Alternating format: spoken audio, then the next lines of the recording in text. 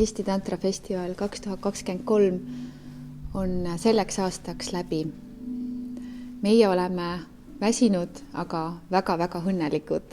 Ja väga rahul nii selle korralduse, selle loomingu kui ka nende töötubadega.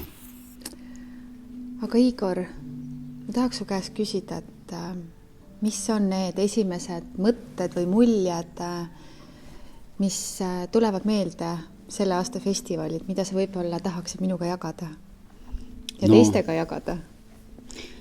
No minule kindlasti avaldas väga muljet see, kui me viisime läbi sinuga töötuba, viimast töötuba sellel festivalil ja oli saali täis rahvast ja me olime sinuga kahekesi ihualasti lava peal. Ja, see oli tore kogemus. Ja ma jälgisin seal juures, kui vabalt sa ennast see juures tundsid ja kuidas me olime täiesti kompleksi vabalt seal demonstreerimas tantramassaaži kõigile. Ja see oli tore kogemus, et just, et me saime ise ka lõõgastuda. Et sellepärast võib-olla me teemegi massaaži töötubas, et samal ajal, kui sa seda teed, siis sa ka saad sealt väga palju. Jaa, see on see puhkushetk keset töötuba, mida saab nautida. Jaa, aga võib-olla on sul veel midagi sellist, mis sind sellel aastal kõnetas või mis sind puudutas? Mind väga puudutasid need tagasisidemed, mis ma inimestelt sain. Inimesed tulid minu juurde sellise sõnumiga, et see, mida me teeme või see, mis me oleme loonud, on ülioluline ja vajalik kõigile, mitte ainult neile, kes siin kohal olid, vaid nendele, keda need kohal olnud inimesed pärast ka puudutavad, et see on nagu, mul tekkis hästi tugev missioonitunne. Et kui siiamaani me tegime seda festivali for fun ehk nagu lõbu pärast, siis nüüd ma nagu tajusin hoopis uut dimensiooni, mis avanes selle festivali loomise käigus, et järjest rohkem ma näen, et inimesed on hakanud aru saama, et seda ongi vaja, et sellist loomingut, sellist koosolemist on väga vaja meile kõigile. Miks seda vaja on? Inimestel on vaja tunda, et nad ei ole oma katsumustega, oma eluga üksi. Neil on vaja tunda, et nende kõrval on sarnaselt mõtlevad inimesed, et kes näevad seda maailma samamoodi. Neil on vaja tunda lähedust ja ka kuuluvustunnet. See on hästi oluline tänapäeval. Sest see on ka hästi tervendav. Jaa. Seetõttu see perekonna tunne, mida me loome, enamus meist ei saa seda isegi oma kodus tunda, oma vanemate juures külas käies. Me ei koge sellist pere ja ühtsustunnet kui tantrafestivalil. Aitäh, et sa jagad seda, aga võib-olla kui sa peaks võtama ühe sõna selle aasta festivalilt, siis mis oleks see sõna, mis seda aastat, seda suve ja seda festivali iseloomustaks? Tähistamine. Tähistamine. See sõna käis minuga kaasas läbi kogu festivali. Aga Bella, sinu jaoks, mis oli selle festivali selline tipphetk sinu jaoks? Mind väga puudutas see muusikaline pool. Ma pole ammu nii palju laulnud ja nii palju imelist muusikat kuulnud, kui see oli selle aasta festivalil. Et kuidagi need artistid, kes siia kokku tulid, millist imelisi kontserde ja ka spontaanseid esitlusi nad lõid, et see väga puudutas mind. Ja ma tundsin, kuidas ma saan laulda südamest. Ja see oli nii ilus oma kehasse tulla, oma südamesse tulla ja läbi selle tunda ka ühtsus kõigi nende inimestega, kes siin viibisid. Et laulmine ja muusika ühendab meid, nii nagu kunst ühendab meid. Et ühenduda saab väga erinevat moodi, erinevate viisidega, mitte ainult see, et ma räägin või et ma kallistan kedagi. Ühendumine võib olla ka see, et me võib-olla isegi ei rääkinud sinuga, aga me olime ühenduses sinuga. ja ma tundsin nendel hetkedel, kuidas me oleme üks suur pere ja mingis mõttes me olemegi üks. See puudutas mind väga ja see ühisloomine, mida nad seal laval, need artistid lõid, siis et see oli ilus kogeda.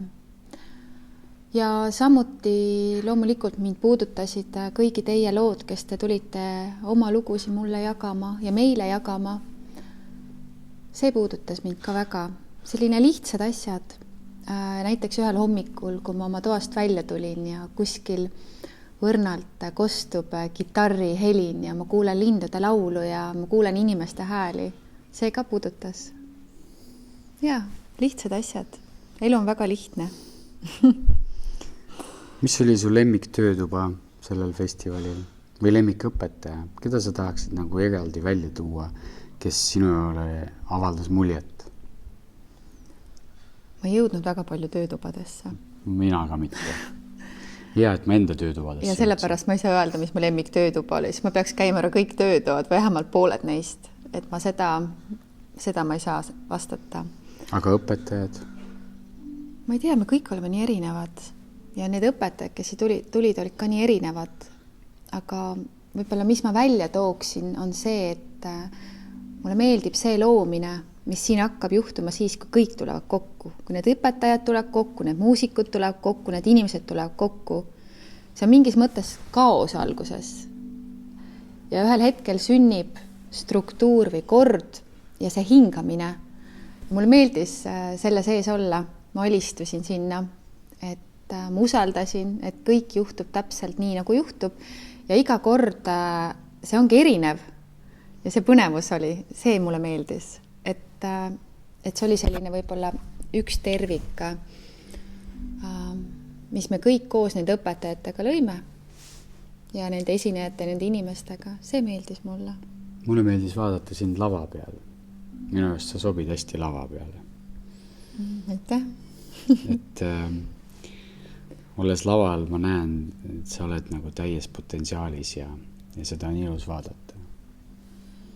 Aitäh. Mulle ka väga meeldis sinu kureeritud see lavastus, mis toimus meil peamisel siis õhtushow'l. See kaasas endaga nii palju inimesi ja selle loomine võttis päris palju aega. Kas sa tahaksid seda kommenteerida?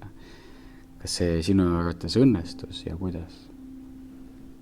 Jaa, seda oli ilus vaadata, et samamoodi kaoses sünnib kord. Need inimesed, kes koos meiega seda lõid, olid imelised, nendega oli nagu nii palju fun oli luua ja näha seda loomingut ja seda julgust, sest mõned modellid me leidsime samal päeval, kes olid nõus tulema ja kui julgelt nad võtsid selle väljakutse vastu osalejate seast, siis osad modellid, et see mulle meeldis, kuidas nad läksid usaldusse ja muusika poole pealt, kuidas Glenn Pilvre lõi meile täiesti unikaalse taustamuusika ja see tunnetus, mis tal oli seda muusikat tehes, see väga mulle meeldis ja tantsijate paar, kes seda täiustasid, seda õhtushow'd, see mulle meeldis ja aitäh, Hannes, ka sulle, et sina tulid ja oma unikaalsusega seda täiendasid, nii et kokku sai imeline tervik ja mind see vähemalt puudutas. Ja, mind ka. Mind väga puudutasid Hannes Võrno lood, mis ta sinna sisse põimis. Ja need viimased sõnad, need lihtsalt tabasid mind nagu otse piksenoolena südamesse. Kas sa mäletad neid? Jaa. Ta kirjeldas Van Goghi surma ja tema matuseid ja see oli sünge lugu sellest, kuidas suur kunstnik suri ja ta ütles nii, et meie maailmas kunst on hindamatult kallis, aga kunstnik ei maksa mitte midagi. Ja see väga puudutas, et tihti me unustame ära seda loojat loomingu taga et kes on need inimesed, kes on võtnud ennast kokku ja tulnud kokku ja teinud selle performance'i või valmistanud ette või kas või murdnud neid kavasid siin kokku, et igale inimesel oleks seda mugav taskusse panna või sidunud siin kardinaid riidepuu külge, et te kõik lõite seda koos meiega. See ei olnud ainult minu ja sinu ja veel kellegi looming. Kogu see festival sai loodud inimeste poolt, kes on loojad, mitte tarbijad. Kõik meie selles kogukonnas saame olla loojad ja luua seda ilu üheskoos. Ja, nii et me täname teid kõiki kogu oma südame põhjast ja aitäh ka Kristiina ja Margus, et me saime koos teiega seda luua. See oli ka imeline.